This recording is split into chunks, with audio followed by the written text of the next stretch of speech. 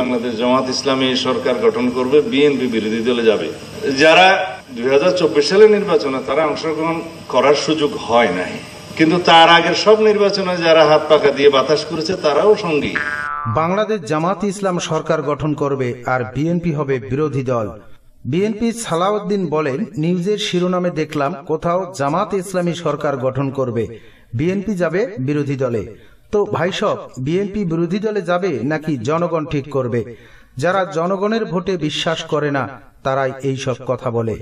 শুক্রবার বিকেলে চট্টগ্রাম নগরের আয়োজিত এক সমাবেশে বিশেষ অতিথির বক্তব্যে বাংলাদেশ জামাতি ইসলামী চট্টগ্রাম অঞ্চলের পরিচালক মোহাম্মদ শাহজাহান বলেন, আগামী জাতীয় নির্বাচনে জামাত ইসলামী সরকার গঠনের মতো আসনে বিজয়ী হবে। জামাত ইসলামী সরকারি দল হবে আর বিএনপিকে বানাবে বিরোধী দল।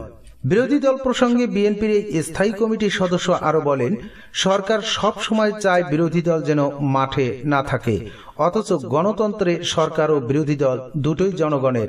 বিরোধী দল মানে শত্রু নয়, রাষ্ট্রের অংশ। সালাউদ্দিন বলেন, একই সময়ে কেউ সরকারি দল ও বিরোধী দল হতে পারে না।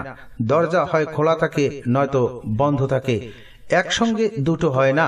যারা এখনো ছাত্র প্রতিনিধি হয়ে সরকারে বসে আছেন, প্রতিদিনই তাদের দায় বহন করতে হচ্ছে।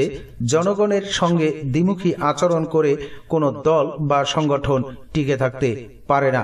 ভিডিওটি ভালো লাগলে চ্যানেলটি সাবস্ক্রাইব করে সঙ্গে থাকুন। ধন্যবাদ।